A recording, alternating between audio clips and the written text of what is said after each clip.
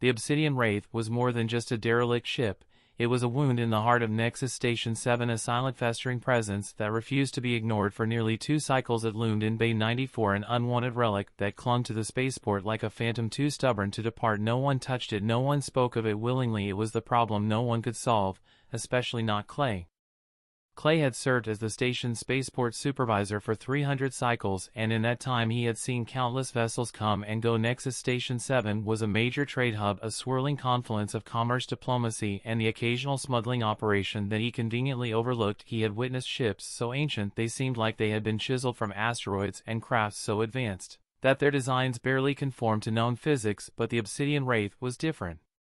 It was wrong.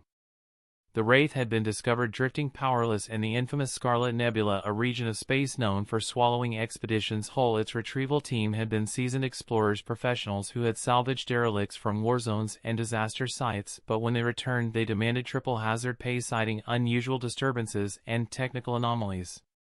Kley scoffed at their whispers of unseen forces and malfunctioning instruments. A ship is a ship, he had told them, nothing more.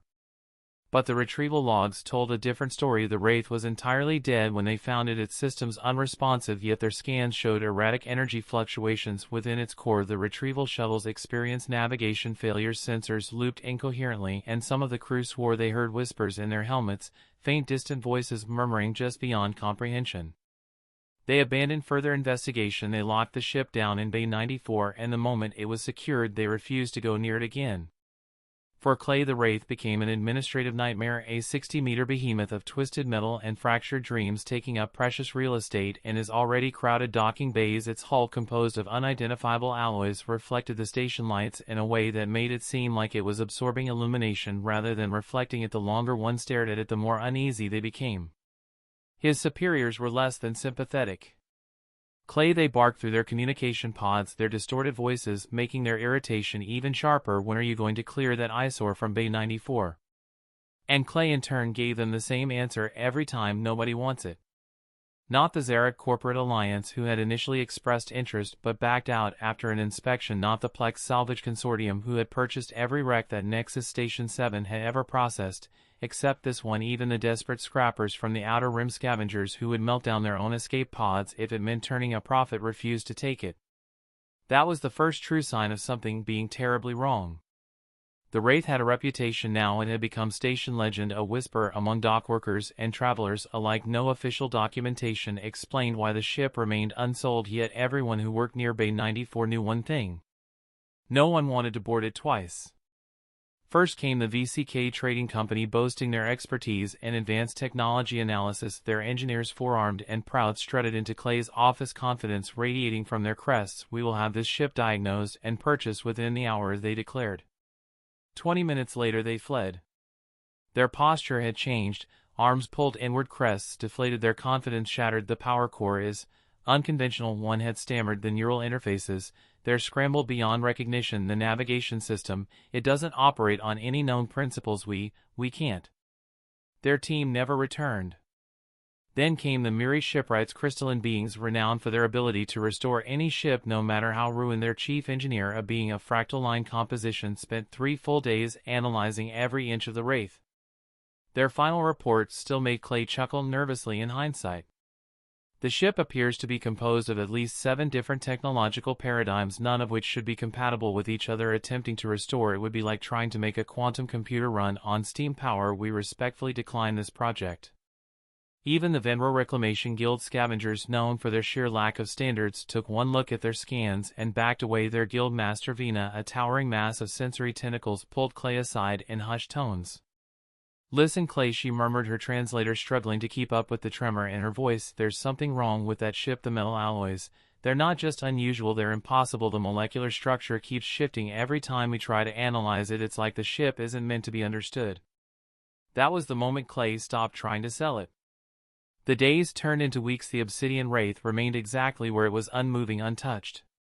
Dock workers reported feeling uneasy whenever they had to work near Bay 94. Some claimed they could hear something inside the ship, a low thrumming sound like the distant heartbeat of something that should be dead. Others refused to go near it at all.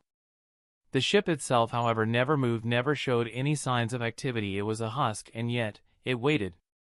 Kley, ever the rationalist, dismissed the whispers, the paranoia, the rumors. He had a job to do, and he wouldn't let station gossip interfere with his work. But deep down he knew the truth. Something was wrong with the Obsidian Wraith. Something unnatural. Something watching. And sooner or later someone would come for it. Kley had long since stopped trying to explain the Obsidian Wraith. He had given up on reason, on selling it, on making sense of its impossible existence. Bay 94 had become a forbidden space, an unspoken boundary that no one dared to cross unless duty required it. But duty had a cruel sense of humor. For 2 cycles the Wraith had been silent, no movement, no activity, just an immovable relic, and then, one day, it changed. It started with a sound. A whisper just at the edge of hearing, not from the ship, but inside Kley's own mind. Kley had always been a skeptic, a rationalist, the kind of being who trusted cold data over hearsay and dismissed superstition as the product of overactive imaginations, but rationality became difficult when the whispers began. They weren't words, not exactly, more like a presence, something brushing against the edge of his consciousness, too faint to understand, but impossible to ignore. It wasn't just him either. Dockworkers assigned near Bay 94 started reporting the same thing. It's just stress, Kley assured them, though he wasn't convinced himself. This station never sleeps or overworked. Some took his words to heart and requested reassignment. Others simply quit, preferring the void of space to the unease that came from being near that cursed ship. Then the malfunction started. It began with small things: power fluctuations, unresponsive consoles, security cameras flickering or going completely dark when aimed at the Wraith. Routine diagnostics came back corrupted, filled with meaningless strings of data, or worse, with symbols that no known language could translate. Maintenance crews were baffled. The station's core systems were fine. There was no apparent cause for these failures. And yet they kept happening. Technicians tried replacing the cameras near Bay 94. Within hours the new ones failed too. A crew sent to physically inspect the Wraith never made it that far. The moment they stepped into the docking bay, every single one of their handheld devices shut down simultaneously. "It's like the ship doesn't want to be watched," one of them muttered afterward, rubbing his arms as if shaking off a deep chill. Kley didn't like that idea. He didn't like the thought that the Wraith was aware. Against his better judgment, Kley sent out another request for assessment. This time the response came from a group he hadn't expected: the Xenotechnic Analysis Division, a highly secretive organization specializing in the study of unknown and potentially dangerous artifacts. Their lead investigator, Director Vela Voss, arrived in an armored environmental suit. Despite there being no known biological hazard associated with the ship, a human woman of considerable reputation, her name alone carried weight in the scientific community. Kley met her at the docking bay entrance. "Expecting a biohazard?" he asked, eyeing her reinforced suit. "Expecting the unknown," she corrected, "and we prepare for the unknown with caution." Her team, numbering a dozen, deployed scanning drones, sending them toward the Wraith to perform a preliminary analysis. The moment they got within 3 meters of the ship, every drone shut down midair and crashed to the deck. Voss barely reacted. "Interesting," she murmured. The team moved forward on foot. Kley, standing at the bay entrance, watched as the investigators approached the Wraith directly, something no one had attempted since the retrieval crew first brought it in. Then something happened. One of Voss's team members, an experienced xenotechnologist named Halos, placed a gloved hand on the Wraith's hull. Kley saw it. A pulse rippled outward from the point of contact, barely perceptible, like light bending through warped glass. Ring collapsed instantly. The team rushed to him, scanning his vitals. He was alive, but unresponsive, his body locked in a rigid state, eyes wide open, staring into nothing. "Get him out of here," Voss ordered, and the medics hurried to comply. Kley was already moving toward her, demanding answers. What in the void was that? Voss didn't answer immediately. She stared at the Wraith, deep in thought. Finally she turned back to Kley. "The ship is active," she said simply. "It may not move, but it is very much alive." The Xenotechnic team cut their investigation short. They took Rin to the medical bay, but he remained unresponsive, his body functioning normally, but his mind somewhere else. Voss compiled a report, heavily classified of course, but before she left she gave Kley a final warning. "This ship isn't derelict, it isn't abandoned, it's waiting." "For what?" Kley asked, though he wasn't sure he wanted the answer. Voss studied him for a long moment before responding. "For someone who can hear it." She and her team departed that same evening, taking Rin with them. Kley didn't watch their shuttle leave. He was too busy staring at the Obsidian Wraith, feeling something in the air shift. The ship had been silent for so long. But now it knew someone was listening. Kley barely slept in the days following the Xenotechnic Division's departure. The station's artificial cycle of light and darkness meant little to him now. Time blurred into an endless loop of reports, unanswered messages, and an ever-growing sense of unease. Halos had remained in a comatose state, his body functioning yet utterly vacant, his mind locked somewhere beyond reach. Every attempt to revive him had failed. The doctors called it an unexplained neural shutdown. Kley called it something worse, a warning. Bay 94 remained under restricted access, though it hardly mattered. Nobody wanted to go near it. The docking bay felt different now, heavier in a way that had nothing to do with gravity. The whispers had grown stronger, no longer fleeting impressions, but structured patterns, almost words. Not just inside Kley's mind, but in the minds of anyone who strayed too close. They spoke in tones that weren't truly sounds, more like impressions burned into thought. Then the lights in Bay 94 flickered out. Not the rest of the station, just Bay 94. At first it seemed like another malfunction, one of many plaguing the station since the Wraith's arrival. Kley sent a repair crew to investigate, but they never reached the power relays. The moment they entered the docking bay, the emergency bulkhead sealed behind them. Every console tied to the bay's systems crashed simultaneously. For 5 agonizing minutes the control center struggled to override the lockdown. When the doors finally reopened, the repair team stumbled out, their faces drained of color, their expressions frozen in shock. They refused to speak about what had happened inside. All Kley managed to get from them was that the Wraith had begun humming. Not mechanically, not like a failing reactor core or an oscillating power system. This was something else, a sound that wasn't a sound, a presence vibrating in the air, a frequency that bypassed the ears and resonated straight into the mind. Something had changed, something had woken up. Kley did the only thing he could think of. He called for help. 3 standard days later, the Dominion of Astral Sciences responded. Unlike the salvage teams and reclamation guilds before them, these were not traders or opportunists. They were scholars, scientists, and researchers specializing in the anomalies of the universe. If anyone could decipher the Wraith's mystery, it would be them. Their leader was Professor Lyrian Voss, an exiled philosopher turned investigator of the unknown, a pale near-humanoid being with elongated sensory nodes extending from his temples. He regarded the Wraith with something approaching reverence. This ship, Voss mused upon arrival, standing before Bay 94's sealed entrance, is not lost, it is merely waiting. Kley, exhausted and desperate for answers, gestured for him to proceed. Then tell me, Professor, waiting for what? Voss smiled faintly, the kind of expression one gives when they already know the answer but prefer to let others discover it themselves. Let's find out.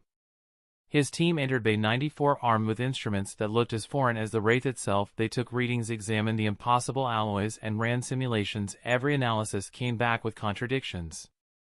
The molecular structure shifts when observed. One of the researchers reported frustration evident in their voice. It's as though the ship refuses to be understood. Voss was fascinated. It isn't refusing, it's adapting. Adapting to what? Kley demanded, tired of riddles. Voss turned to face him, those elongated sensory nodes trembling slightly to us. That night the station entered a state of high alert. The first distress call came from docking control. Unidentified movement detected inside Bay 94.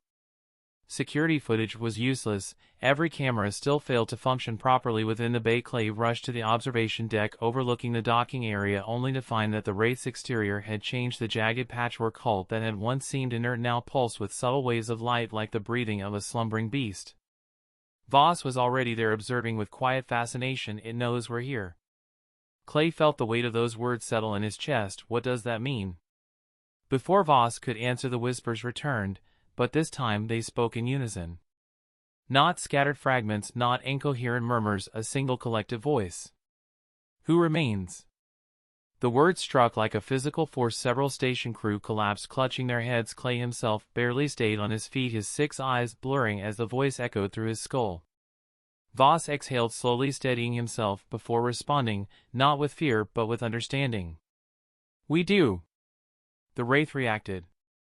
A section of its hull peeled back, not mechanically but organically, like a living thing opening an eye for the first time in ages. Inside was not the cold darkness of a derelict, but a swirling, shifting expanse, a corridor that defied geometry. Kley's breath caught. The ship was no longer just a ship. It was an invitation. And someone would have to answer. Kley stood frozen, staring at the impossible corridor yawning open within the Obsidian Wraith's hull, a passage that defied conventional structures, shifting between solidity and fluidity, a beckoning void framed by a vessel that had until this moment seemed as dead as the crew it had once carried around him. The air was thick with charged silence, as if the entire station was holding its breath, awaiting a decision that none of them were prepared to make. Professor Voss, ever the academic explorer, moved first, stepping closer with the careful reverence of a scholar before an untranslatable text, his elongated sensory nodes twitching as though they could taste the energy rippling from within the ship's opening, and Kley felt the familiar unease, and his core tighten into something denser, something like inevitability, because no matter how much he wanted to pretend that he was merely a supervisor, merely a facilitator of trade and transport, the station itself had already chosen him as part of this unfolding mystery, whether he wanted it or not. Behind him, the Dominion researchers murmured amongst themselves, scanning devices flickering erratically as if unable to decide what kind of readings they were meant to produce, while the station's security personnel, those who had dared to remain, kept a respectful yet trembling distance, weapons held in uncertain grips, as though knowing instinctively that bullets and plasma rounds were meaningless against whatever force was at play here. Kley's mind raced back to the Xenotechnic Division's warnings, to the classified reports that had tried in vain to define what they did not understand. It isn't abandoned, it's waiting, but waiting for whom? And more pressingly, why now? The Wraith had languished in Bay 94 for cycles, a stagnant enigma collecting dust, and yet the moment Voss and his team had come to probe deeper, the ship had awakened, as though something about their presence had fulfilled a condition, triggered an event long set in motion. "We should not delay," Voss said softly, and there was no hesitation in his voice, only the quiet certainty of a man who had stared into the unknown before, and had never blinked. Kley, despite every rational part of himself screaming to refused to call in reinforcements, to leave this to those with fewer responsibilities weighing on their shoulders, found himself following as Voss stepped forward past the boundary where ship met station, past the point where the familiar ended and the unfathomable began. The moment they crossed the threshold, the station behind them vanished, no gradual fading, no transition of light and shadow. One moment Bay 94 loomed behind them, the dull metal walls of Nexus Station 7 enclosing them, and the next it was gone, replaced by a corridor that stretched in every direction at once, ignoring the very principles of physics, time, and perception as Kley understood them. It was neither brightly lit nor shrouded in darkness, but rather something in between, an ever-changing state where the walls, if they could be called that, shimmered with the residual echoes of stars that had burned out long before any living memory of the whispering had stopped. Instead, a deep thrumming resonance pulsed through the very fabric of the space they occupied, not sound, but sensation, pressing into Kley's mind with the weight of something ancient, something that had been waiting far longer than the cycles he had measured in his own limited existence. He turned to Voss, about to demand answers, but the professor's face was wrapped with awe, eyes reflecting the shifting patterns of the space around them, as though he were reading a story written in the very air. "We are inside the memory of the Wraith," Voss murmured, and though Kley could not begin to fathom what that meant, he felt the truth of it settle into his bones. This was not merely the interior of a ship. It was a space outside of linear time, a construct that was as much a vessel of thought as it was of metal. With each step forward, images flickered at the edges of perception, figures that had once walked these halls, not as ghosts, not as holograms, but as imprints of something unfinished, moments repeating in loops that could not quite complete themselves. Kley saw a tall, luminous being standing at the far end of the corridor, its body composed of layered fractals, shifting and recomposing with every breath he took, and for the first time in his existence Kley felt what could only be described as recognition. "They are the architects," Voss whispered, voice almost reverent, and as if in response the figure turned its head. The ship quivered, the walls rippled with unreadable glyphs, and then, for the first time since it had been found drifting in the Scarlet Nebula, the Obsidian Wraith spoke. The ship spoke, not in sound, not in words, but in a transmission that bypassed auditory senses entirely and buried itself directly into the consciousness of those who had stepped beyond the threshold. And Kley, unprepared for such an overwhelming flood of information, felt himself stagger as entire sequences of unfamiliar yet profoundly ancient knowledge surged through his mind, not as fragmented data, but as something alive, something that pulsed and writhed with the weight of an intelligence so far beyond comprehension that it may as well have been a force of nature rather than an entity. And yet within that storm of thought and memory there was structure, there was meaning, and slowly, painfully, Kley began to understand. The Obsidian Wraith was not a derelict at all, nor was it a vessel in the conventional sense, but rather an artifact of purpose, a construct designed not merely for travel but for the preservation of something far greater than any civilization could claim, and it had not been Waiting idly in the Scarlet Nebula, it had been lost adrift in an ocean of time and space, severed from the architects who had once guided it, and in its drifting solitude it had become something else, something evolving beyond even its intended function, something self-aware, and now as it beheld those who had entered its domain, it was deciding, weighing their existence against an unfathomable scale of judgment, forged in an era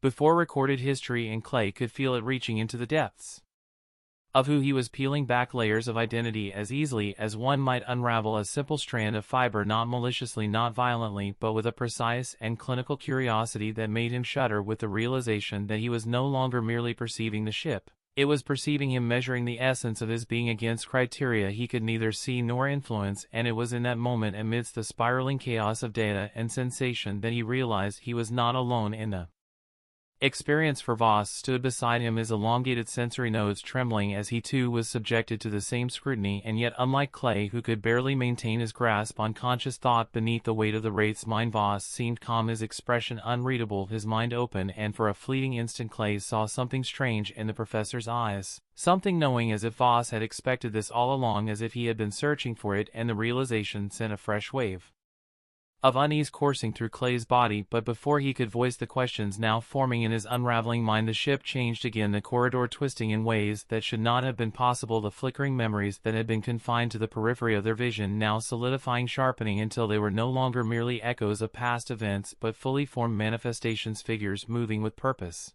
and intent, their luminous forms identical to the architect who had first turned to them, and they did not speak, nor did they acknowledge Kley or the others as separate entities, instead moving through them as if they were nothing more than faint disturbances in an unfolding vision. And Kley knew with absolute certainty that he was no longer standing within a physical space, but within a reconstruction of history itself, reliving something that had already happened, and what he saw made his breath catch, because the architects were not alone in this memory, for there, standing opposite them, were figures that did not belong, entities formed not of light and harmony but of jagged, fractured geometry, their presence wrong in a way that Kley could not describe, only feel, as if the very concept of their existence disrupted the natural flow of the universe, and though their forms were featureless, their intent was unmistakable. A conflict was unfolding, one of cosmic scale, one that had rewritten the fates of entire civilizations, and the Wraith had been caught at its center, neither a weapon nor a fortress, but a sanctuary carrying something of value that had needed to be hidden, something that the architects had been willing to die for, and Kley understood with terrifying clarity that this was no ordinary vessel.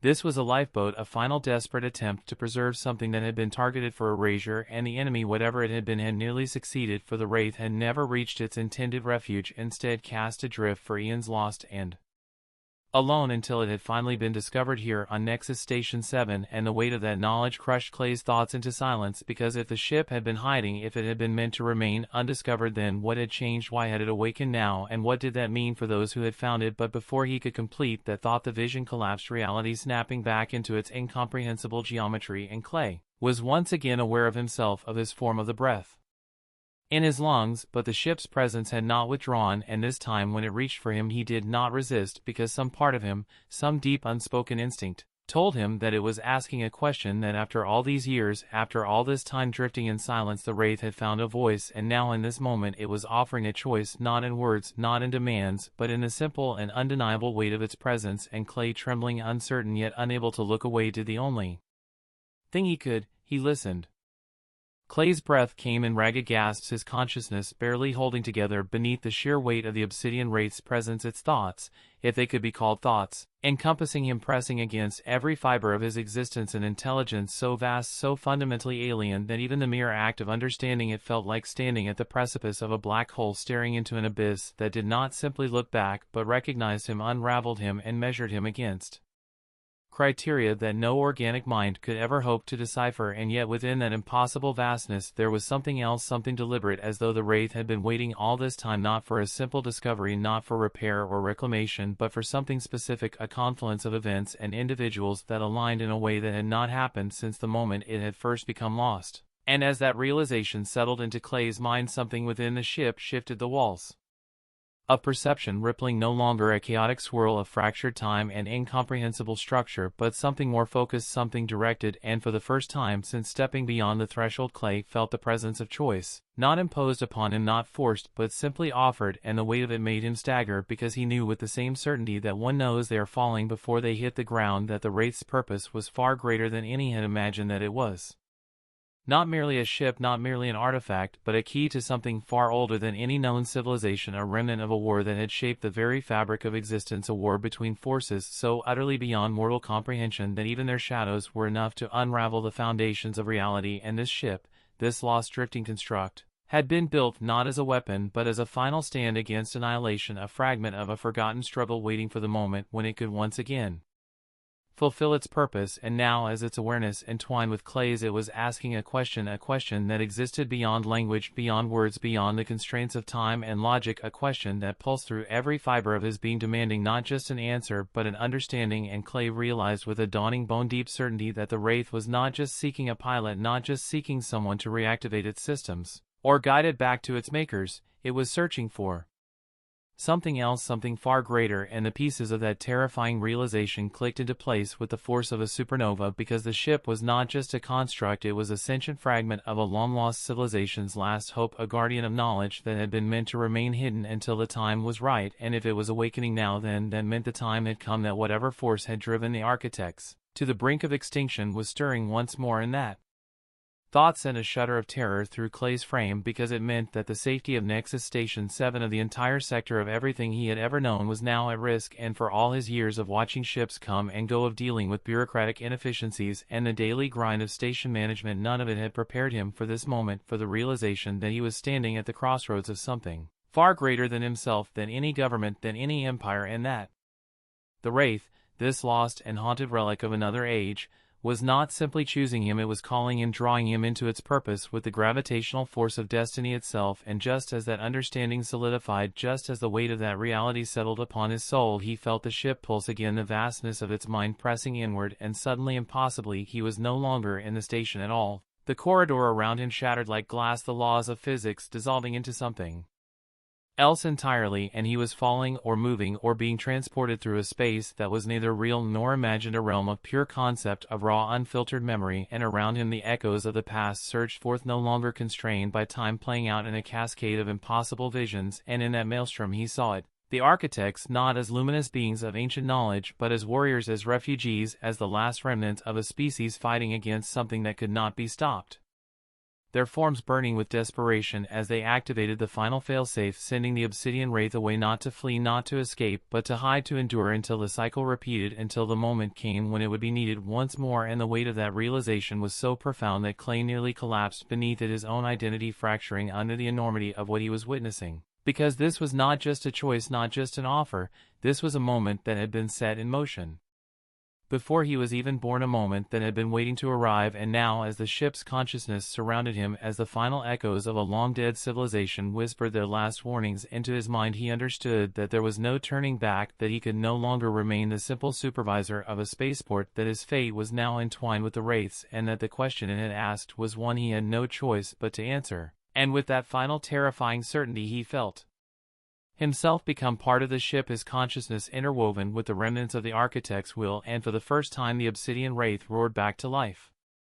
The moment Kley's consciousness fused with the Obsidian Wraith, reality itself seemed to shatter and reform in an instant, his very sense of being dissolving into a vast ocean of awareness that stretched beyond time, beyond space, beyond anything he had ever known or believed possible. And for the first time he saw the ship, not as an artifact, not as a derelict vessel drifting in isolation, but as it truly was, a sentient, living construct, an entity woven from technology and thought, from purpose and memory, an extension of the lost architects whose final will had been encoded within its very frame. And now, after centuries of silence, it was awakening once more, its slumber broken by the presence of one who had unknowingly become its final connection to the world of the living. And Kley, overwhelmed, struggling to hold onto his own sense of identity amidst the immense flood of knowledge, felt himself pulled deeper into the core of the Wraith's existence, where the true nature of its purpose was at last revealed to him.